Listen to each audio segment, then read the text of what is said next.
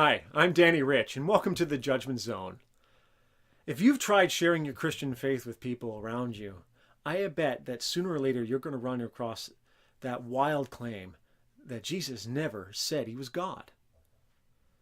Well, sadly for those who make that claim, they're just showing off their ignorance because Jesus did clearly claim to be God in a host of different ways. Just not in ways that maybe you understand, because Jesus didn't sit there with a bullhorn on the street corner going, "Hey folks, I'm God here, come down, bow down and worship and give me all your due." No, he didn't do something like that, because let's face it, if you saw that guy on the street, you'd cross over to the other side. No, it's an incredible thing. It's an incredible claim. Christ himself, well, let's say being God, knew that this was an incredible thing for people to handle. And they're not going to just buy into it just by making the claim. And so he did many things. There's fulfilled prophecy. There's the miracles he did, the lessons that he taught. And, of course, he raised himself from the dead. Something that he claimed ahead of time and did. But he definitely claimed to be God. But see, Jesus was a Jew from the first century, and he came to other first century Jews who had a very clear idea in their heads of who was God, what was due to God, how God was to be worshipped. And Jesus kind of upset the apple cart because he took all of those things and put them on himself, claiming to be the voice of God, claiming the authority of God in many ways, claiming the attributes of God. But oftentimes he would do so by speaking about himself in the third person. Instead of saying, "I have the authority to forgive sins," he would say, "The Son of Man has the authority to forgive sins." And then he would claim that title for himself. And what's incredible for people who are making the claim that Jesus never said he was God, well, no one told the first century leadership that Jesus wasn't claiming to be God, because let's face it, the Jewish leadership that wanted him dead and were crying for him to be crucified was because he claimed to be God. That was the blasphemy they accused him of. You being a man, make yourself equal to God. That's the blasphemy they claimed he had said. They understood his claims. Herod understood his claims, and he wanted Jesus performed for him. Pilate understood his claims and was fearful because he didn't know what was true or not. Unfortunately for Pilate, Pilate was more fearful of Rome and the mob outside than he was of the incarnate Lord standing in front of him. But Jesus did indeed make incredible claims. Here's just a couple off the top of my head. Let's talk about when the paralytic was lowered through the roof into the house to Jesus, and Jesus saw the faith of the men and the paralytic. He said, "Son, your sins are forgiven." And the scribes and Pharisees at that place sputtered. This is blasphemy. Why? Because he claimed the authority to forgive sins. And let's face it, I can't forgive you for something you've done to someone else. It doesn't work that way. If you go and cheat your brother or steal from a store, I can't go, "It's okay, I forgive you for that." It doesn't work that way because you didn't sin against me in that regard. See, sins can only be forgiven by those to whom that they were committed against. In this case, saying to him in that context, "Your sins are forgiven," he's claiming to be God. And what's more, Jesus took it and he upped the ante. He said, "So you will know that the Son of Man has the authority on earth to forgive sins." He's claiming to have the authority of God. He says, what's easier to say? "Your sins are forgiven," or "Rise up and walk"? And then he turned the paralytic. He said, "Rise up and walk." The paralytic got up, picked up his bed, and walked out with it. And thus Jesus was claiming authority over the physical things and the spiritual things by healing the body and forgiving the sins. That was audacious and it was incredible. And he did it in such a way that was audacious, but was more humble than going, "I'm God on earth, I forgive his sins, get up and walk and go." So we see the wisdom of the Lord in this, but it goes all the way through. Jesus claimed that he will be the judge of the living and the dead in the end. He will rise all men up to judgment. He claims that he's the one that's going to do it. He claims to own and command the hosts of angels. Again, these are things that belong to God and to God alone. He tells his followers, he says, where 2 or 3 of you are gathered in my name, there I am with you. He is claiming omnipresence and eternality because that was a promise given to all of his followers throughout time.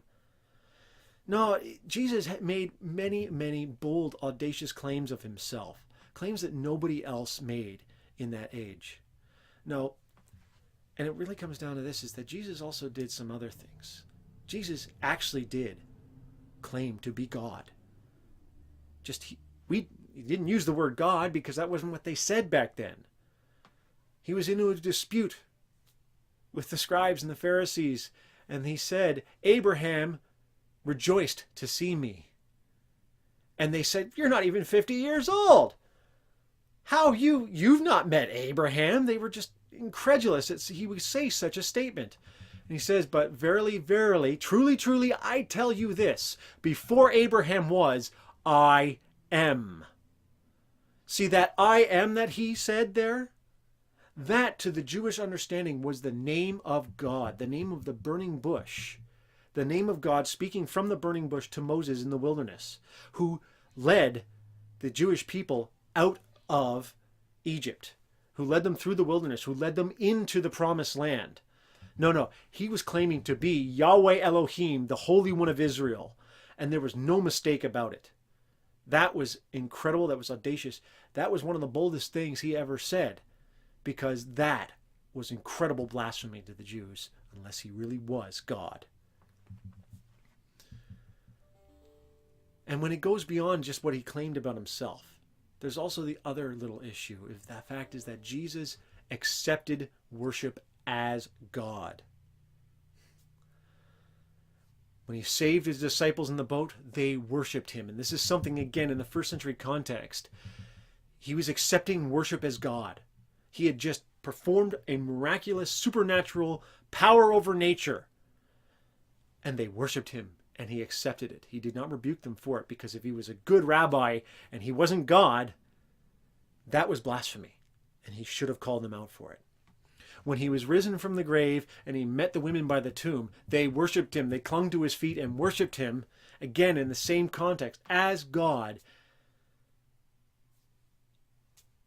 And he accepted that. The week after his resurrection, Thomas had not yet seen him. He said, I won't believe until I see the marks in his hands and feet and put my hand into his side where he was pierced by the spear. And when Jesus did appear to him, and he handled him and saw that he was physically there, and he put his hand into Jesus' side, Thomas broke down and said, my Lord and my God. He called him God, and Jesus accepted that worship. So you have no one who says that Jesus didn't claim to be God knows what they're talking about. Now, we want to be gracious to them. But it really comes down to this, is that Jesus made these incredible statements and these incredible claims about himself. That was the reason why he was crucified. The leadership back then knew what he was saying. And you have to accept that is what he claimed about himself. Now, what you do with that is on you. As the old understanding goes, you can't really just take Jesus as a good teacher.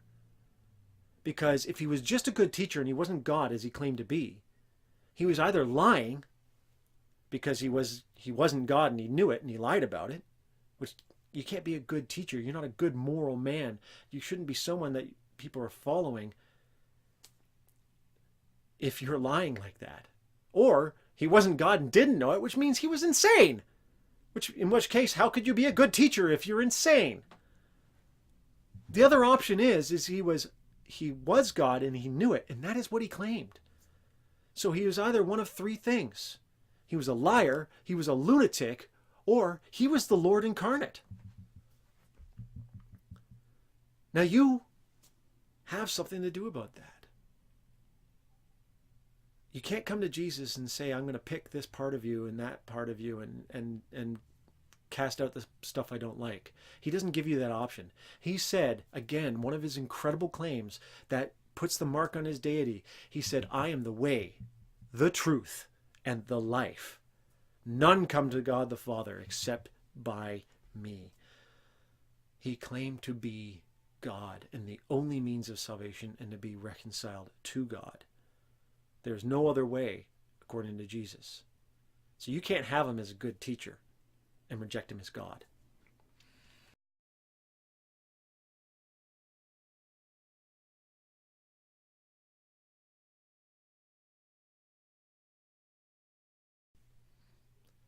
Hi, if you've enjoyed this video, we ask that you would like it, share, and subscribe to our channel.